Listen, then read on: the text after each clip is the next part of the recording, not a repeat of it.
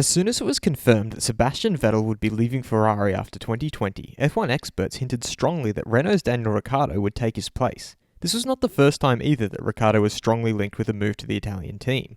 However, as has been confirmed now, Ferrari decided to go with McLaren's Carlos Sainz as Vettel's replacement, and Ricciardo is disappointed that he has been seemingly snubbed yet again. I'm your host Dylan Shelley, and first up on Formula World, Daniel Ricciardo opens up about missed Ferrari chance. Even though there were strong rumours previously, it was never confirmed whether Ferrari and Ricciardo had ever had any discussions regarding a possible deal between the two. Ricciardo has finally revealed that he and Ferrari did hold such talks, and that is not something that began recently. There has been contact between us for years, and that has been continued so far, so I will not deny that it was there, but it has clearly not led to a deal. He then revealed that he does not understand why Ferrari chose to overlook him despite his feeling that many people had vouched for such a partnership. I don't know, and I don't want to think too much about it. Everybody says we would fit together well because of my name and my background, but okay, I try not to let my emotions get the better of me in situations like this. He concluded by looking into why Ferrari went with Sainz and revealed that he prefers to see it in a pragmatic manner. I do understand why they went for Carlos and don't see it as a why am I not there. They went for Carlos because he had a strong year in 2019 and therefore he is a bit of hot property, and it fits well with the phase they are in. Williams up for sale.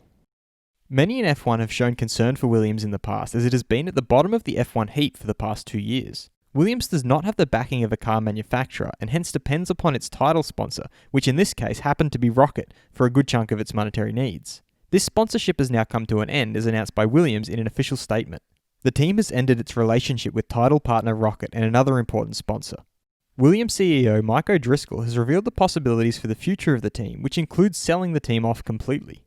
We are considering all possible strategic options. Among them, but not exclusively, we are considering options such as finding new capital, selling a minority stake in the team, or selling a majority stake or the entire company. That reflects our sporting decline, and by extension the decline in revenues. We have had some very difficult seasons. The board of the WGPH believes that the strategic review and formal sales process is the right one to take the time to consider a full range of options and put the Formula One team in the best possible position for the future.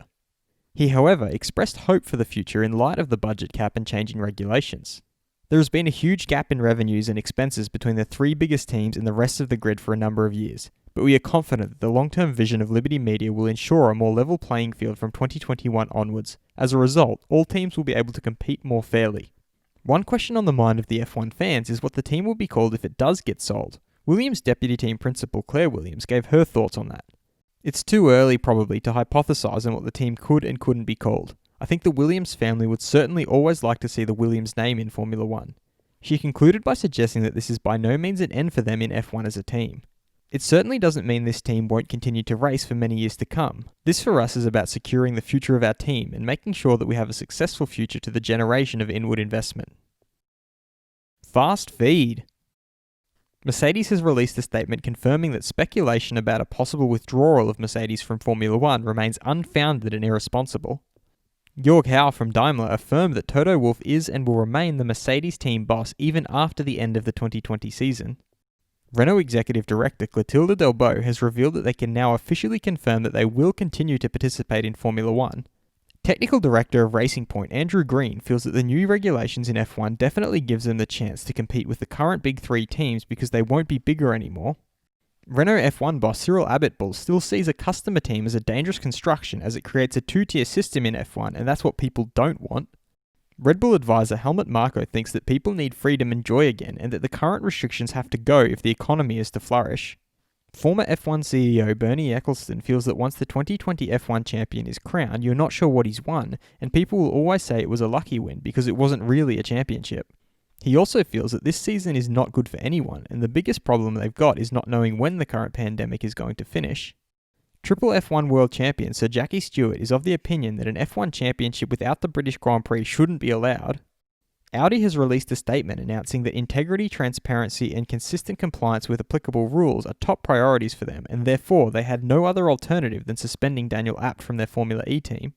McLaren's Carlos Sainz Jr. doesn't think he'll be driving Dakar with his dad, especially because Sainz Jr. will drive Dakar at a later age, and his dad will be well over 70 by then. There are rumours starting to gain traction going around that Toto Wolff and Lawrence Stroll are contemplating taking full ownership over the Mercedes F1 team. Alfa Romeo's Kimi Raikkonen has received a gift from Ferrari, the F1 car that he drove during the 2018 United States Grand Prix, the race that he last won in F1. And Claire Williams has said that the livery is something that they've got to look at after parting ways with title sponsor Rocket and confirming that it will be revealed before they hit the racetrack. What will become of the Williams F1 team? Be sure to vote in the poll and let me know what you think in the comments. And if you like this video, feel free to subscribe and check out my others for all the latest in the world of Formula 1.